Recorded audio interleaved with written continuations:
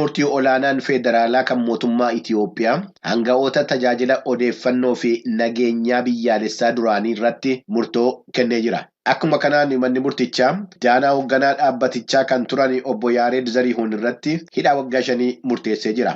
Obbo Yaareediin alattis hojjettoota dhaabbatichaa duraanii 9 irratti hidhaa waggaa 3 amma waggaa 5tti kan murteesse yommuu ta'u, isaan keessaa namoonni 3 waan yeroo hidhaa isaan irratti murtaa'e mana hidhaa keessatti dabarsanii fi akka gadi lakkisamanu murtaa'uun isaa beekameera. Obbo Yaareed Zarihuuniin dabalatee warreen biroo hafanis waggaa adabbii itti murtaa'e mana hidhaa keessatti waan xumuraniif dhiyeenya kana mana hidhaatti akka ba'uu danda'an Gabri Mikaa'el Gabramadiin Finfinnee irraa gabaasee jira. Jiraattota naannoo Tigraay warreen walitti bu'iinsa keessatti rakkachaa turan akka dandamatan taasisuudhaaf raabsi gargaarsa namoomaa ammas akka dursa fudhatee itti fufu dhaabbata mootummoota gamtoomanitti jaarmaan midhaan nyaataa fi qonnaa FAO'n ibsee jira. Waliigaltee nageenyaa taasifameen kaaba Itoophiyaa keessatti sochii gargaarsa namoomaa daawwataan akka itti fufaa jiru kan ibse FAO'n gargaarsa lubbuu baraaruutii fi dandamannaatii alattis jireenya namootaan bakkeewwan wal waraansa keessa turanii bakka isaatti deebisuudhaaf akka hojjechaa jiru ibseera. Karoora gargaarsaa bara 2023tiin jireenya qonnaan buluu bakka isaatti deebisuudhaaf qabeenya hawaasaa walitti bu'iinsaa fi hongeedhaan miidhamaniif akka eegumsa taasisu FAO'n ibsuu isaa gabaasni Keneediyaa baatee Finfinnee irraa erge ibseera. Dhibeen Iboolaa biyya baha Afrikaatti argamtu Ugaandaa keessatti mul'atee ture.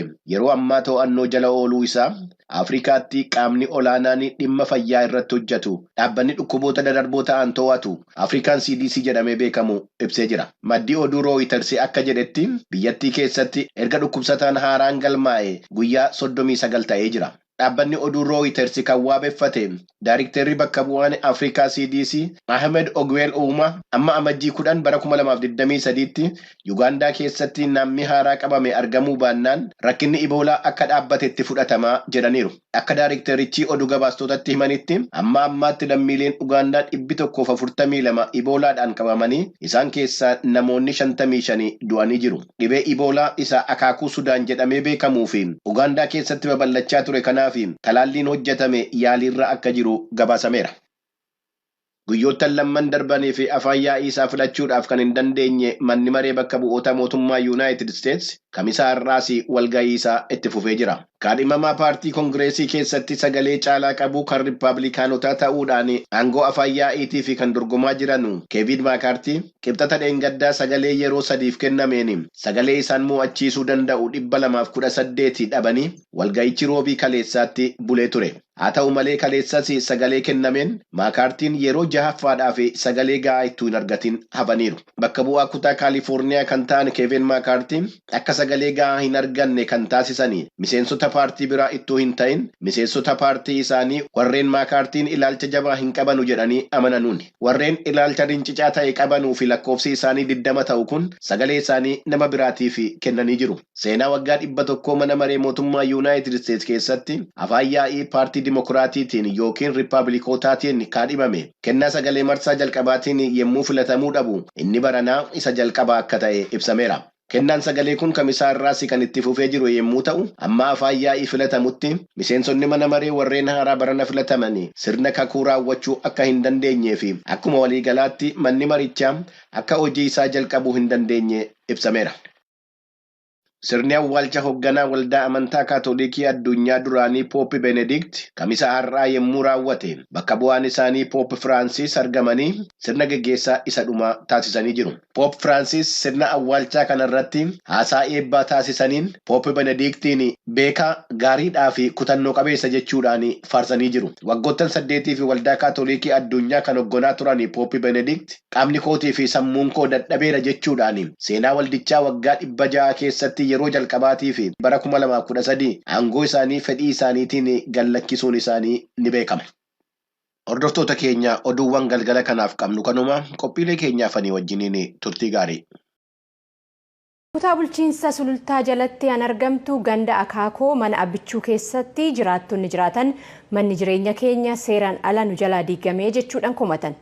Itti aanaa kantiibaan magaalaa sulultaa obbo Abrahaam Birhaanuu garuu dhimma kanarratti sagalee Ameerikaatiif yeroo deebii kennan lafichaan kenname an hojii waldaa intarpiraayiziitii fi maayikiroo xixiqqaatiif malee mana jireenyatiif miti jedhaniiru. Gabaasa guutuudhaaf Tsahaay Daamxoo.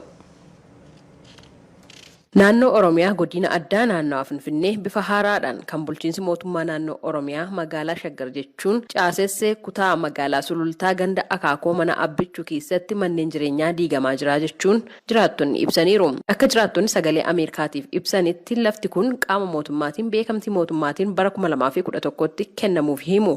Waddisuu kaasee Fayyisaan jedhama. Bara 2011 jammaree lafti kun kan kennamu jalqabe.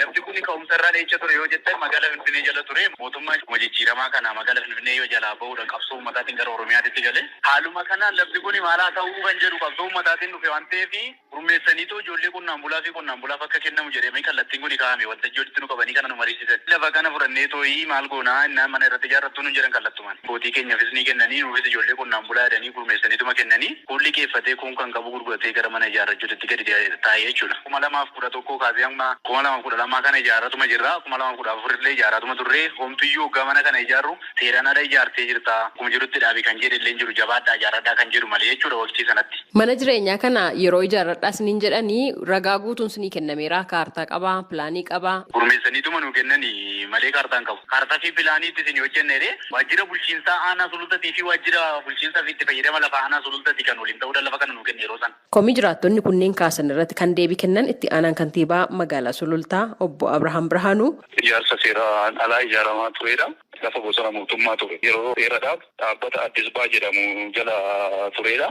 Lafa kana erga waggaa 3 keessumattuu immoo erga piroojeektiin caakkaa inni jedhamu kun calqabame achi keessa ooluu erga beekame duula namni ol ga'ee ijaaraa lafa sana ciree balleessaa turee jira. Ijaarsi sun ijaarsa seeraan alaati waan ta'eef ka'uu akka qaban yeroowwan garaagaraa wajjin mari'atamaa tureera.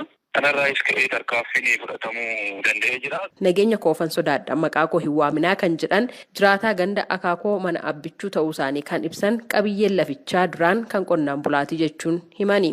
Godina addaa Oromiyaa naannawaa Finfinneetii. Finfinnee daariidha kan jiraachaa turre. Bishaan illee hin arganne, karaa hin arganne, maabiraata illee hin arganne. Waan hundaan iyyuu miidhamaa turre jechuudha. Yeroo sanatti rakkoo keenya mootummaan laalee hubatee jiraattonni ganda Akaakoo mana Abbichuu baay'ee hubamtaniitti waan ta'eef amma kaasaa argachuu qabdu jedhee qonnaan bulaa fi ijoollee qonnaan bulaatii deebise. Gaafa deebisus qonnaan bulaan akka qabeenya isaatiitti fayyadamu ijoolleen qonnaan bulaa yeroo sana mana gadhiisanii mana isaaniitii bahanii iddoo adda addaa jiraachaa turanis akka gahanii qe'ee abbaa isaanii biratti ijaarratanidha kan godhame. Obbo Abrahaam Birhaanuu itti aanaan kantiibaa magaalaa Sulultaa gama isaaniin lafti kun tajaajila maaliif akka jiraattotaaf kenname ennaa ibsan. Lafa kanarratti akka ijoolleen carraa hojii argataniif himaataadhaan gurmaa'anii lafti kun yeroodhaaf horii akka tursiisan, kanniisa akka tursiisan, lukkuu akka tursiisaniif gurmiidhaan lafti kennameef jira. Waraqaa harkattis argaa turree jira. Lafa sana addaan qoodanii kaan gurguratanii kaansaa immoo ofumaa isaaniitiif mana jireenyaa dhaabbii irratti kan hundeessanii jira. Suni seera ala akka ta'e yeroo garaagaraa itti himaa turree jirra. Isaanis sana hin beeku akka seera qabeessa hin taane himaata waliin lafa yeroo yookaan immoo lafa bosonaa ta'e akkaataa itti fayyadamuu danda'an akka ta'e hin beekama. Garuu immoo isaan dhaabbiidhaan mana irratti ijaaruu akkasumas nama biraatti dabarsanii gurguruu fi kan ijaarsi alaa kun akka bal'atu kan godhanidha addachi jiru. Jiraattonni naannoo sanatti mana jireenyaa isaanii jalaa diigame qabeenyi isaanii manca'uu fi da'oo dhabuun isaanii yaaddoo itti uumuu ibsaniiru. Kanaaf furmaanni gama mootummaatiin jiru jennee obbo Abrahaam gaafanneerra. Isaan nyaatanii jedhamee ka'u gara seeraatti dhufuudha. Isaan calqaba qabeenyuma asirra jiru kana kaasanii qabeenya asirra jiru kun gaafa humnaan diigamu gaafa maashiniidhaan diigamu gara dhaabbata mootummaatti galee gatii xiqqaadhaan kan gurguramee isaaniif kan hin taane gara seera qabeessa ta'etti akka dhufanii kan barbaanne. Karaa biraatiin immoo kan piroojeektii sanaan ala ta'e immoo kiraanii hojjechiisaatti kan jiru kiraanii hojjetamu sana irratti akkaataa warri qonnaan bulaa ta'e warri maatii qonnaan bulaa ta'e immoo akka seera qabeessummaa isaanii mirkanaa'ee irra jiraachuu ittiin danda'an hojjechuudhaaf. Ijaarsa seeraan alaa waliin wal qabatee manneen ragaa gahaa hin qabne kan ijaaramanii jiran kumaatamaan lakkaa'aman diigamaa jiru. Tarkaanfiin kun itti fufa jechuudhaan itti aanaan kantiibaa magaalaa Sulultaa obbo Abrahaam Birhaanuu ibsanii jiru.